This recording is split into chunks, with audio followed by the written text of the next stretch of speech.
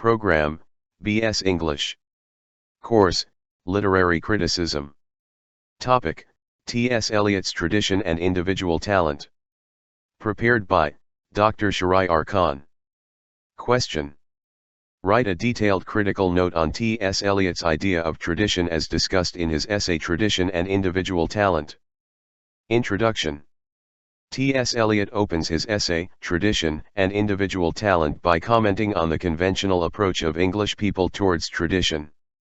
The word tradition is used in a derogatory sense by the English, and it always appears in the phrases of censure. It is most certain that English people never use this word in the appreciation of living or dead writers. It is also a fact that while reading we always praise a poet upon those aspects of his work in which he least resembles anyone else. In these aspects or parts of his work we pretend to find what is individual and what belongs to the personality of that writer. We especially note how this poet is different from his predecessors. Eliot criticizes this approach and says that if we get rid of this prejudice, we shall often find that not only the best, but the most individual parts of his work may be those in which the dead poets, his ancestors, assert their immortality most vigorously. Eliot does not mean that tradition should consist of mere imitation of the generation before us. Tradition is a matter of much wider significance. It cannot be inherited, and anybody who wants to acquire it has to work very hard. In the first place, it involves the historical sense, which means the perception not only of the pastness of the past, but of its presence. This historical sense compels a man to write not only keeping in view his own generation but with the feeling that the whole of literature of Europe from Homer and within it the whole of the literature of his own country has a simultaneous existence and composes a simultaneous order. Point 1. Eliot says that no poet or artist can claim to have his complete meaning alone. His significance and his appreciation are the appreciation of his relation to the dead poets and artists. His work would always be judged by the contrast and the comparison among the dead. Eliot says that it is not only the duty of the poet to conform to tradition, but also this process is two-sided. When a new work of literature is created, the existing order of literature is modified by it. It does not mean that the new work of literature changes the existing order, but it slightly alters it. In this way, the relations, proportions, and values of each work of literature towards the whole are readjusted, and this is conformity between the old and the new. The past should be altered by the present as much as the present is directed by the past. The poet who is aware of this will be aware of the great difficulties and responsibilities. Point 2. There are three ways in which a poet can establish his relation with the past. Firstly, he can take the past as a lump or as a whole. According to Eliot, this is impossible. Secondly, he can form himself wholly on one or two private admirations, but it is only the experience of the youth. Thirdly, he can form himself completely upon one period. This is also a very difficult but a highly desirable suggestion. A poet should be conscious of the main current, because the main current is not only about the great poets but it also includes the lesser-known poets. He must be aware that the mind of Europe and the mind of his own country are much important than his own private mind. The change in these two minds does not leave anything, i.e., if it includes Homer, it also includes less popular names. He must also be aware of the fact that art never improves, but the material of art is never the same. He must learn that this development cannot be called refinement. Point 3. We should not jump to this conclusion that Eliot denies personality or emotion to the poet. They are necessary indeed, and they are the material of the art, but Eliot says that personality and emotion should be transmuted into the impersonal so that they can be universalized in the emotion of art. The personal elements constitute the feelings and emotions, the different experiences of the poet as a man. The impersonal element is the erudition which he gains through reading, the ideas, the thought, the accumulated wisdom of the ages acquired through wide reading. In other words, there is consciousness of literary tradition and a sense of the past. Eliot admits that the consciousness of the past comes easily in case of some writers, while others will have to work hard for it. It is not enough to have inspiration, as Wordsworth says.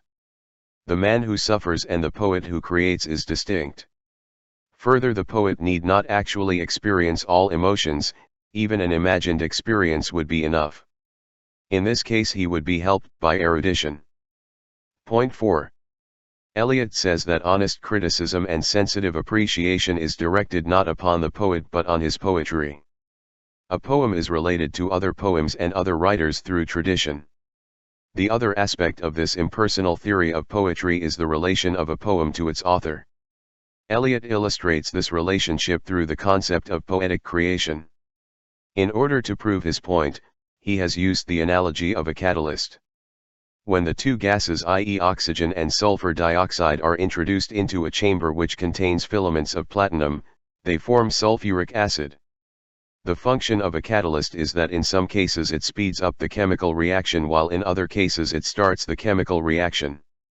The very interesting feature of the catalyst is that it does not take part in the chemical process, and at the end of the process, it can be collected as it is. The reaction between oxygen and sulfur dioxide only takes place in the presence of platinum.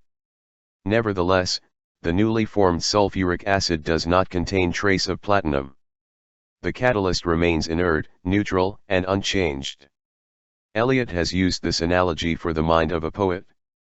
In the poetic process, like the reaction between oxygen and sulfur, the mind of the poet is a catalyst like platinum. It is true that experience of a man is the part of his mind, but the more perfect is the artist, the more distinct in him will be the man who suffers and the mind which creates. Point 5. The elements which enter the presence of transforming catalyst are of two kinds, i.e. emotions and feelings. The effect of a work of art upon person who enjoys it is different from any other experience. This effect may be formed out of one emotion or may be a combination of several emotions. Moreover, various kinds of feelings may be added to compose the final result. Eliot says that great poetry may be composed without the direct use of any emotions and composed out of feelings alone. If we compare several passages of great poetry, then we can see that there is variety of combinations. We will also see that it is not the greatness, the intensity of the emotions, but the intensity of the artistic process, under which the fusion takes place, is more important. Great variety of combinations is possible in the process of transmutation of emotions. Eliot says that the poet has not personality to express, but he is only a particular medium in which impressions and experiences combine in unexpected ways. He says, impressions and experiences which are important for the man take no place in the poetry, and those which become important in the poetry may play quite a negligible part in man, the personality. Conclusion. To conclude, we can say that T.S. Eliot's idea of tradition is significant as it shifted the focus from the personality of the poet to tradition. In many ways, Eliot's idea of tradition is a critique of romantic theory of poetry. Wordsworth and other romantic poets emphasized the individuality of the poet. They celebrated the poet as someone who stands against the tradition. Eliot argues that the poet is not someone who creates in isolation. He is a part of a living tradition. His work would always be assessed in relation to this tradition. In order to achieve universality, a poet must escape his personality and submit to tradition. Only in this way his work would achieve greatness and worth.